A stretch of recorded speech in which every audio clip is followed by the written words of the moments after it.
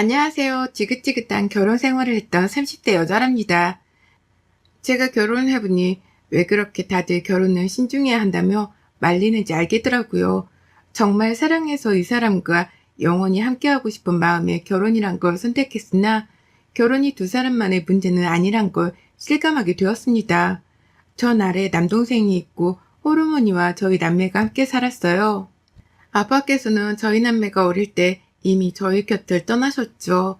늘 밖으로 돌기 바쁘셨고 가정에 소홀하신 아빠를 더 이상 감당하기 어려우셨던 엄마는 이혼을 결심하신 거라 합니다. 그 후 친정엄마께선 여자 몸으로 홀로 저희 남매를 키우시느라 참 악착같이 사셨어요.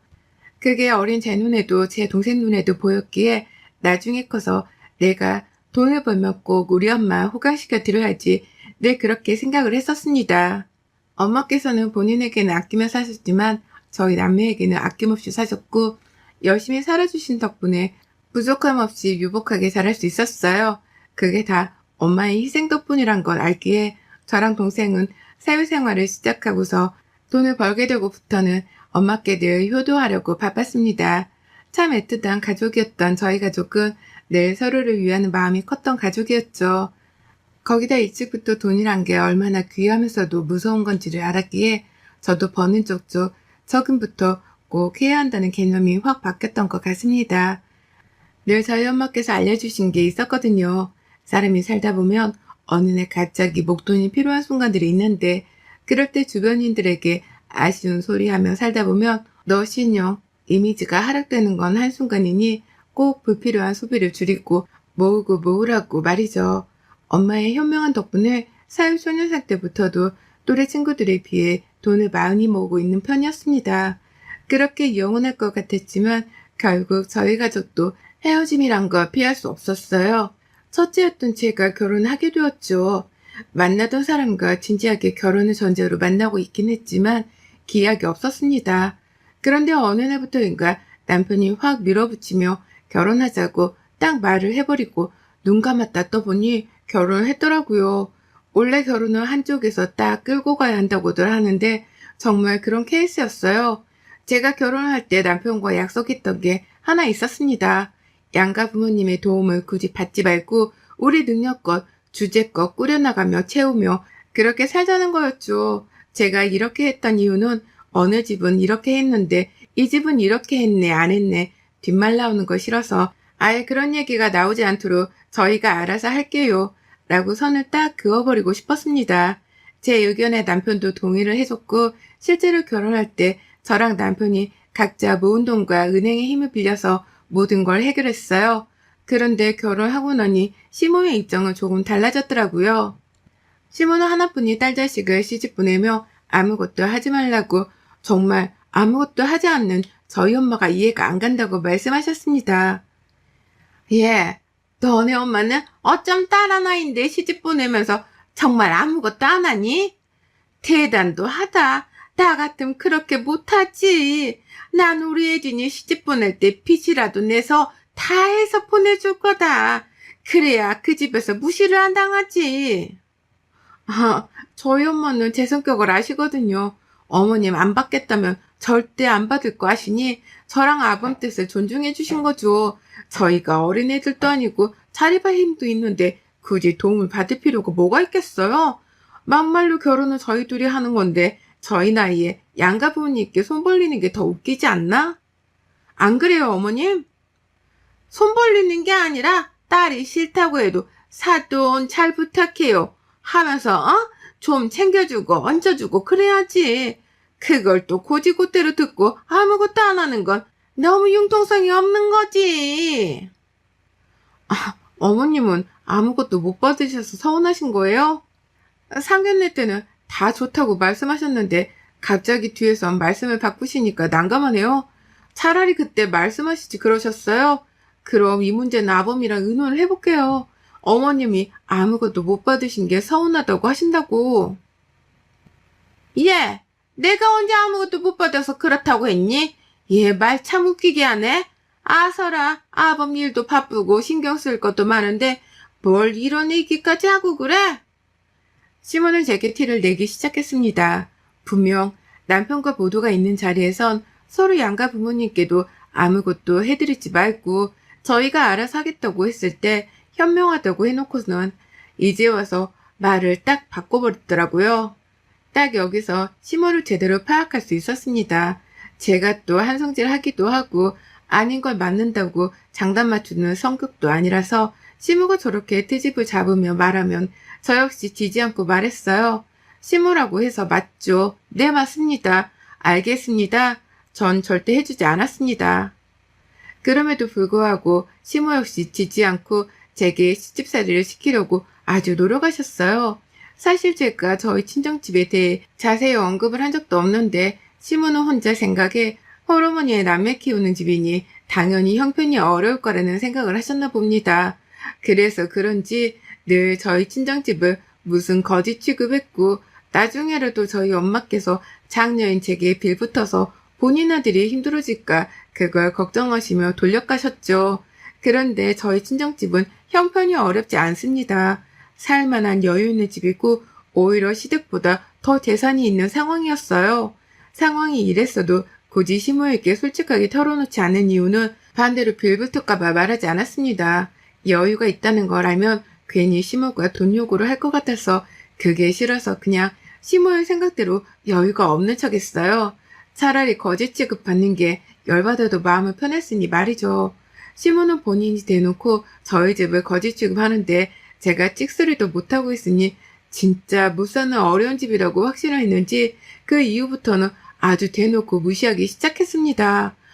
명절에 친인척들도 다 있는 곳에서 저 들으라고 그러더군요. 집에 사람을 잘 들여야 되는 거야, 어? 우리 봐라. 어디서 저런 돈도 없는 집구서 첫째 딸년이 들어와서는 도움이 되는 거 하나 없고 속만 타잖아. 그뿐인 줄 알아? 이상하게 채 들어오고 나서부터 내가 온몸이 아프고 일도 안 풀리고 아주 스트레스가 이만저만이 아니라고. 며느리 듣겠다. 그렇게 말하면 상처받지 하지 마로. 상처받기는 개뿔치도 치주들 알아야지. 요즘 애들 말로 그 뭐였냐? 그 취집. 그래, 취집한 거야. 쟤 우리 아들한테 필부터 살라고 내가 이걸 진작 알았으면 절대 결혼 안 시켰을 건데 열불나 죽겠어. 어머님 그냥 제 앞에서 말씀을 하시지 뭐하러 뒤통수에 대고 말씀을 하세요? 들으라고 하시는 말씀 아니세요? 뭐? 너 싸가지 없이 지금 가족들 앞에서 시엠한테 뭐하는 짓이야 이게? 그러나 어머님은 가족들 다 있는 앞에서 며느리를 그렇게 까내리면 좋으세요? 제가 듣다 취집이란 소리에 좀 웃겨서 대답했네요 어머님. 막말로 취집을 할 거였으면 아범이랑 결혼 안 했죠. 아범도 어머님도 재산보단 빚이 많은데 제가 미쳤다고 이런 집에 취집을 할까요? 그러니 함부로 말씀 좀 하지 마세요. 처저 말하는 거 봐. 재능 없는 주제에 시애미가 말하면 네라고 한 번에 대답하는 법이 없이 맨날 저렇게 말대답을 한다니까.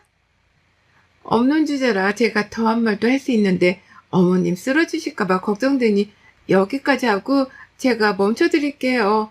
그러니 제 언급 좀 그만하시고 음식이나 빨리 하시죠. 친인척 가족들은 반반이었습니다. 시모 성격을 알기에 제 입장을 이해하는 가족들이 반이었고 그래도 시모에게 대드는 건 아니라는 가족들이 반이었습니다.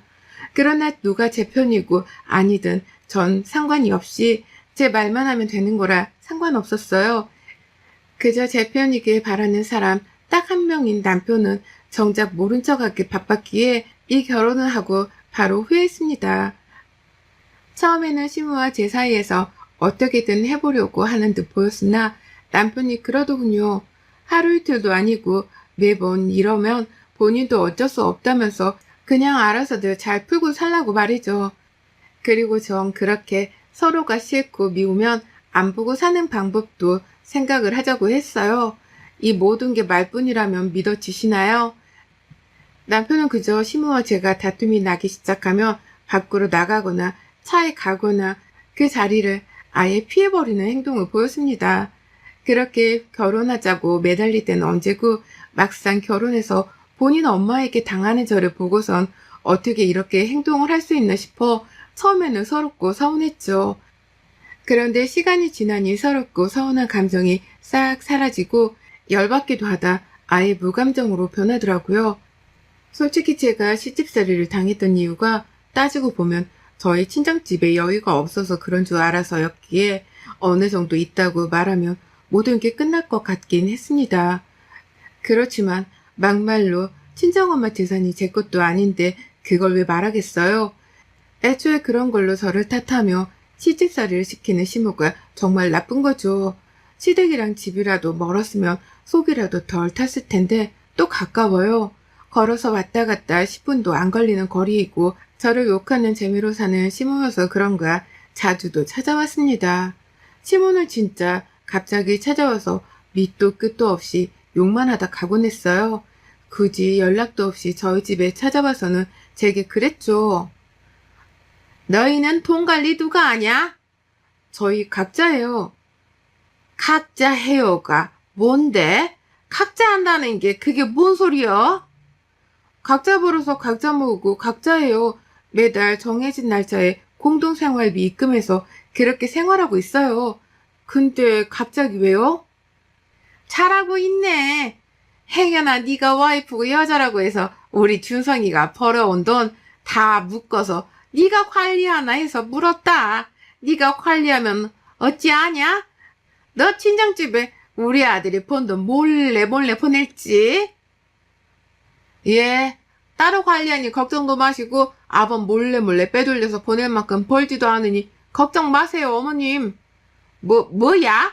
우리 아들이 뭘 돈을 못 벌어? 아, 모르셨구나. 어머님, 아범 몇 년째 승진 못하고 있잖아요. 그러니 급여가 뭐 오르겠어요? 제가 더 벌죠, 아범보다. 이제 보니 네가 아주 여우네. 결국 네가 더 버니까 네 돈 같이 쓰기 싫어서 따로 관리하는 거냐? 뭐라고 말씀드려도 원하시는 대로 생각할 거니 알아서 생각하세요. 그리고 이렇게 불쑥불쑥 오지 말아주세요. 적어도 미리 연락이라도 해주세요. 시모에게 앞으로는 연락 좀 하고 오시라고 일러뒀으나 그 말에 또 마음이 상하셔 제 욕을 하시며 집으로 돌아가셨습니다. 제가 생각했던 결혼은 절대 이런 게 아니었는데 너무 불행하다는 생각이 들었어요. 이 와중에 애 낳아라, 임신은 언제 할 거냐는 시모의 닥달과 남편도 제게 아이를 원한다고 부담을 줬지만 전 불안정한 이 결혼 생활 속에 아이를 낳을 수 없었습니다. 그래서 절대적으로 조심 또 조심하며 지냈어요. 불행은 한 번에 밀려오는 것인지 인정조차 할 수 없는 불행이 제게 닥쳤습니다. 하나뿐인 저희 친정엄마께서 폐암말기 진단을 받으셨죠. 통증도 없으셔서 모르셨고 이미 손 쓸 수도 없을 정도의 상태라 할 수 있는 일이라고는 그저 떠나가시는 길 쓸쓸하지 않도록 곁을 지켜줄 수 있는 것뿐이었습니다. 이 사실을 알고 남동생과 저는 완전히 무너졌지만 그 와중에도 다 큰 자식들 걱정이 우선이셨던 엄마께서는 본인 앞의 재산들을 저희 앞으로 정리하시기 바쁘셨죠. 그러면서도 병원에서 마지막을 보내고 싶지 않다며 살던 대로 집에서 평상시처럼 살다 그렇게 가고 싶다는 의견이 워낙 완강하셔서 그 의견을 존중하기로 했습니다. 통증이 너무 심할 때는 급히 병원으로 갔지만 그 외에는 집에서 약을 먹으며 그렇게 버티셨어요. 하루하루가 너무 손주간 상황에 시모는 제게 이런 말까지 했죠. 그래서 지금 상황이 정확히 어떤 건데? 장모님 상황이 많이 안 좋으셔. 그래서 이 사람이 아예 장모님 옆에 있기로 한 거야. 언제 떠나실지 몰라서. 아유, 이게 참 그러네. 아니 근데 니네 엄마 혹시 뭐 빚이나 이런 건 없냐? 죽고 나서 너한테 빚 같은 거 떨어져서 갚아야 하는 거 아니냐고. 아, 사는 집이 차가라고 했지? 예, 그럼 빚이 있나 없나 알아보고 있으면 그 집 팔아서라도 얼른 해결하던가 뭐 방법을 찾아봐. 괜히 우리 아들 고생시키지 말고. 어머님, 지금 그게 저한테 할 말이세요? 빚이요? 저희 엄마 생전 빚 한번 안 져보신 분이세요. 있다고 한들 자식에게 넘어갈까 어떻게든 본인이 해결하실 분이시라고요. 저희 엄마가 어디 어머님 같은 줄 아세요? 엄마가 오늘 내일 하시는 이 와중에 어떻게 그렇게 말씀을 하세요? 야, 네가 자식 새끼를 낳아서 키워봐. 당연히 내 자식 고생할 게 눈에 먼저 보이지. 더군다나 며느리네 집구석비 때문에 내 새끼가 고생할 게 눈에 보이면 어떤 부모가 걱정을 안 하겠냐. 그딴 거 없다고요. 그니까 제발 조용히 좀 계세요. 하늘이 무너지고 억장이 무너진다는 게 바로 이럴 때 쓰는 말이겠죠. 그 어떠한 것도 할 수 없을 정도의 슬픔에 잠겨있는 제게 시문을 참 해도 너무했습니다. 과연 사람인가 싶을 정도였어요. 전 짐을 다 싸들고 친정집에 가서 엄마 곁을 지켰지만 결국 엄마는 떠나셨습니다. 마음의 준비를 그렇게 했는데 막상 엄마가 떠나고 나니 감당할 수 없는 슬픔에 참 많이 아프고 힘들었어요. 그런 저를 꼴의 남편이라고 남편이 위로하고 밥 먹이고 노력은 했습니다. 산 사람은 살아야 한다고 남편과 남동생의 말에 정신줄을 붙잡고 저도 여느 때처럼 살아보려 노력했고 그렇게 하루 이틀 살아갔어요. 그러던 중 신우가 만나던 사람과 드디어 결혼을 할 것 같았죠. 축하는 했지만 제가 정신이 완벽히 돌아온 상황은 아니었기에 떨떠름했던 게 사실이었습니다. 막말로 신우가 결혼하는데 제가 뭘 도와야 하는 건 없으니 그저 먼발치서 축하를 해주며 있었던 것 같아요. 그런데 하루는 신우가 시댁으로 오라고 불렀죠. 주말에 집에서 쉬다 남편과 같이 시댁으로 갔고 거기엔 신우와 신모가 있었어요. 그리고 제게 이런 말을 했습니다. 이번에 혜진이 결혼하잖니. 근데 이게 아유 결혼 준비해보니까 돈이 얼마나 딸리던지 우선 할 건 다 했고 집이 문제거든. 그래서 말인데 너네 엄마 살던 집 차가였잖니. 그 집 아직 처분 안 했다고 들었는데 거기에 애들 들어가 살라고 하면 어떠니? 뭐라고요? 그니까 엄마네 집을 신우 신혼집으로 쓰게 달라는 게 맞아요 지금? 그래. 어차피 쓰지도 않을 건데 비워둬서 뭐하니? 그리고 원래 집에서 사람 죽으면 부정 타서 풀기래서 그 집 누가 사지도 않아. 근데 네 신우가 착해서 그런 거 신경 안 쓴다고 네 엄마랑 괜찮다고 하니까 그렇게 하는 걸로 하자. 진짜 어이가 없어서 웃음밖에 안 나오네.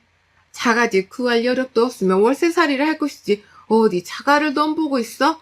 아가씨 주제껏 살아요 주제껏. 아니면 어머님이 빚을 내서라도 직접 사주시던가요. 저한테 그러셨잖아요. 딸 하나 시집 보내면서 아무것도 안 해주냐고. 본인이면 빚을 내서라도 다 해줄 거라고. 그러니 직접 알아서들 하세요. 야, 넌 어쩜 애가 그렇게 매정하냐. 어차피 쓰지도 않을 풀기란지 좀 필요한 사람이 있으면 어떠니 가족끼리. 아무튼 꼬여서는 이래서 없는 것들은 상종할 게 아닌 거야. 없는 집 딸은 제가 아니라 아가씨죠. 어머님, 빚더미 카드 감고 시집가는 건 제가 아니라 어머님 딸이고요. 그럼 뭐 아가씨도 시집가서 저처럼 시집살이 고약하게 당하고 무시당하고 살겠네요? 축하해요 아가씨. 꼭 오래오래 버티고 살길 바랄게요. 결국 전 폭발하고야 말았습니다. 다른 것도 아니고 저희 엄마 집을 내놓으라는 뻔뻔한 태도에 열이 받다 못해서 가만두지 못하겠더군요. 늘 남편과 오래 살지는 못할 것 같다는 불안함이 있었는데 그 끝을 내는 날이 바로 오늘이구나 싶었습니다. 어차피 끝인 거 더 통쾌하게 말이나 하자 싶어서 전 얘기하다 벌떡 일어나서 한마디 더 보태고 나왔어요. 아참, 그리고 당신네들 줄 돈 있으면 난 쓰레기통에 돈을 버리고 말지. 당신네들 같은 버러지들한테 절대 안 줘요. 제발 주제를 알고 사세요들. 뻔뻔한 거야? 양심이 없는 거야? 전 한마디 확 줄이고 그 길로 시댁것들 남편과 모든 관계를 정리했습니다. 신부는 발악을 하며 저 거지 같은 것과 당장 헤어지라고 남편에게 성화했지만 남편은 저와 헤어지기 싫다는 입장을 내비쳤죠. 그런 남편의 태도에 솔직히 웃겼고 이혼 과정이 길게 질질 끌려야 했지만 어쨌든 끝을 냈습니다. 그 후 전 엄마가 살던 집에 남동생과 함께 살게 되었고 둘이 함께 모은 돈과 엄마의 도움을 받아 사업을 시작했어요. 남동생의 장점과 제 장점을 합쳐서 말이죠.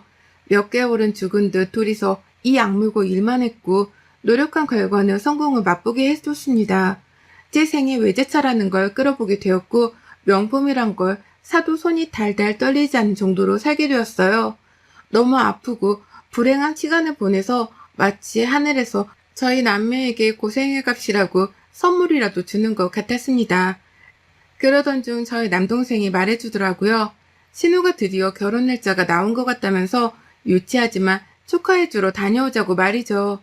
고민을 조금 했지만 그렇게 저희 집을 무시했던 시댁 것들에게 성공했다는 모습과 어떻게 살고 있는지를 너무 자랑해주고 싶더군요.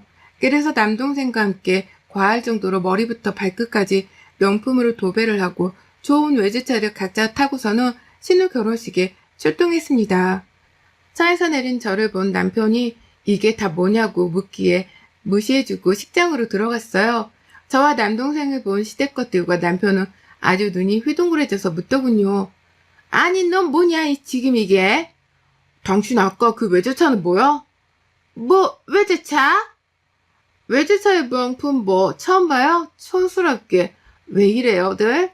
아가씨 결혼 축하해요. 아가씨도 꼭 본인 엄마 같은 시엄마 만나서 제대로 구박당하며 살게 제가 간절히 바랄게요. 뭐라고요?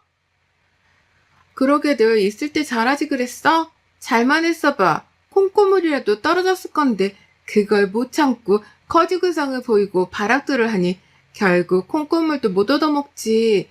앞으로도 버러지들끼리 서로 방생하지 말고 온 가족이 똘똘 뭉쳐 함께 살길. 유치하지만 너무 시원한 복수를 해주고 동생과 함께 나왔습니다. 남편놈은 급하게 뛰어나와 저를 잡더라고요. 그걸 대꾸도 해주지 않고 있긴 했지만 제 남동생은 더러운 손 치우라고 수준 떨어진다고 또 시원하게 말해줬습니다. 더 웃긴 건 그 이후에 시모에게 전화가 왔어요. 본인이 그가 너무 심했던 것 같다면서 다시 생각해보라고 말이죠. 다시 합쳐서 살면 본인이 신경 쓰지 않겠다고 본인은 없는 셈 치고 둘만 행복하게 살라고 하는데 진짜 웃기더라고요. 그래서 다시 한번 더 말해줬습니다. 아직도 지가 내 시엠인 줄 아나? 저기요, 아주머니, 자꾸 이렇게 전화하셔서 시엠인 노릇하지 마세요. 너무 불쾌하고 불편하거든요. 그리고 본인 아들 몇십억 끼워서 같이 줘도 싫어요. 제가 미쳤어요? 늙고 빚있는 호레민 집안의 장남인 인간이랑 다시 합치게? 돌지 않고서야 절대 안 하죠. 너 해도 정말 말이 너무 심한 거 아니니? 아주머니라니. 웃기네. 진짜 그럼 그쪽이 뭔데요? 이혼한 지가 언젠데 아직도 시민 노릇이야? 왜요? 돈 좀 있고 잘 나가니까 이제야 며느리 갖고 욕심나세요? 웃기고 있네. 그쪽도 줄 돈 있음 쓰레기통에 버리고 말지. 아무튼 자존심이란 게 있다면 제발 그만 연락들 좀 하세요. 저랑 전화를 끊고 시모는 울었다네요. 그걸 또 굳이 전하는 전 남편에게도 앞으로 제발 연락하지 말라고 선을 딱 그었습니다. 있을 때 잘하지. 이제 와서 제가 잘 나가니 배 아파 죽는 시댁 것들과 전 남편을 보니 고소하고 웃겨 죽겠더라고요. 조용히만 평범하게만 살았어도 어른이 알아서 힘들 때 도와줬을 건데 본인도 복을 발로 찬 거 아니겠습니까? 지금은 남동생과 함께 하루하루를 알차고 행복하게 보내고 있어요. 구독자분들도 혹시 서글프게 아프게 당하시는 일이 있다면 당하지만 마시고 시원하게 할 말은 하시길 바랍니다. 여러분의 생각은 댓글로 남겨주세요. 오늘도 시청해주셔서 정말 감사합니다.